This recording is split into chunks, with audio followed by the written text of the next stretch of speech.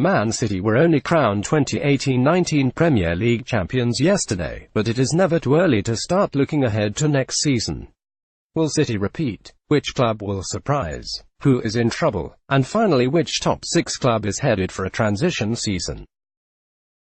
Nick Ames takes a way too early peek at the 2019-20 campaign and makes a few projections regarding the next edition of the Premier League. When are the Premier League fixtures published? When does the transfer window open? Manchester City to make it a hat-trick. Pep Guardiola's side squeaked it to another Premier League title this season, a far cry from the 19-point margin that saw them home a year ago, but is it too much to hope for a similarly tight tussle next time? The noise is coming out of the squad after the clinching win at Brighton suggested that they believe they will only have been strengthened by such a relentless sprint for the line. It's a kind of addiction, Leroy Sane said. We want to win it again and again. The fear is that an ultimately fruitless chase for top honours, coupled with the fact that the season does not end until after the Champions League final, will take its toll on Liverpool. The two star forwards, Sadio Mane and Mohamed Salah, will spend the summer shouldering huge burdens for the countries in the sapping heat of Egypt at the Africa Cup of Nations. There will be little rest, and although City may lose Sergio Aguero for the Copa America too, it would seem to be Jurgen Klopp's side who will take the greatest hit.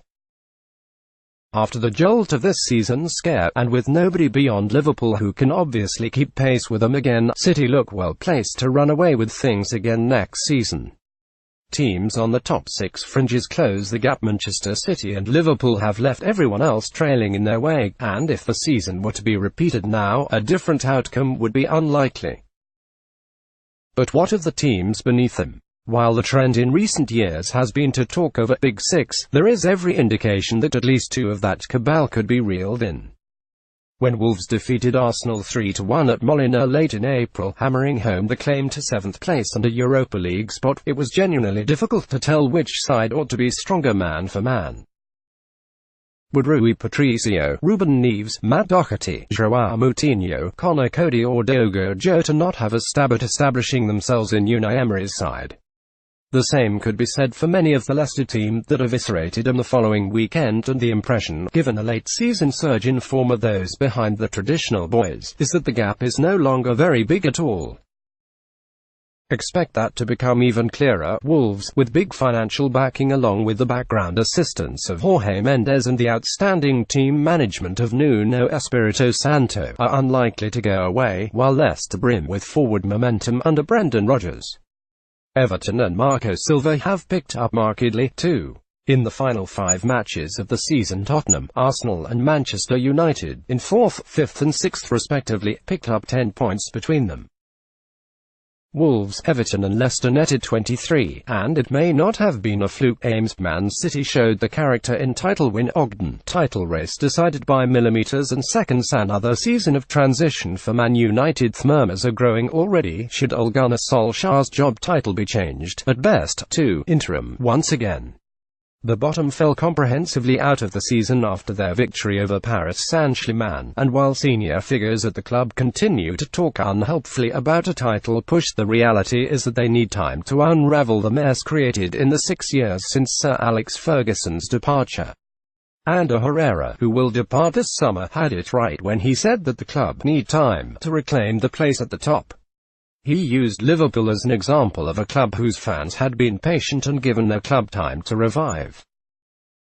Whether or not Solskjaer really has the gravitas to complete their job, United supporters should prepare for a season in which young players like Mason Greenwood and, perhaps, players from abroad with something to prove are phased in. Then there is the Paul Pogba issue. Is his undoubted talent worth persevering with despite the obvious downsides? A clean break might be in everyone's interests if United can find a buyer, and if everyone connected with them can tolerate a spring cleaning from top to bottom, which would probably delay Champions League qualification for another year. Things Man United fans can do to avoid their rivals' cup finals. Premier League's final day. What you may have missed: Norwich to be the season's surprise package, and nobody expected Norwich City to storm through the second tier on the way to being crowned champions. Even fewer would predict them to enjoy a comfortable time of things back in the big time, but Daniel Farke's side are equipped to make the inevitable purveyors of doom and gloom eat their words. The Canaries have a clear identity throughout the club, instilled by their excellent sporting director, Stuart Webber, and a wealth of exciting youngsters who play slick passing football from front to back. Their fullbacks, Max Aarons and Jamal Lewis, have turned plenty of heads higher up, and the Argentinian schemer Emi Buendia is destined for huge things. Finnish striker Teemu Pukki finishes the chances off, and Norwich do not intend to tweak much, if anything, for the new campaign. The division's lower half tends to reward stability and gradual improvement against spending splurges and delusions of grandeur. Contrast Eddie Howe's Bournemouth with Fulham's disastrous ripping apart of the good habits that had brought him up in 2017-18. Norwich sit in the former camp, and they should live to fight for at least a second season at the top. Burnley's fortunes to run out. There is an argument that Sean Dyche should be placed among the managers of the season for 2018-19. Hear me out. Burnley's dogged, never-say-die spirit seemed to have completely crumbled at the start of the campaign, with a 4-2 defeat at Fulham probably their lowest point, and it seemed they had finally run out of road. What an achievement, then, to pick it up again, rediscover the tension and commitment that had belied a limited talent pool to take them this far, and ultimately finish 6 points clear of the drop. The plaudits are deserved, but that cannot hide the fact they are still overperforming.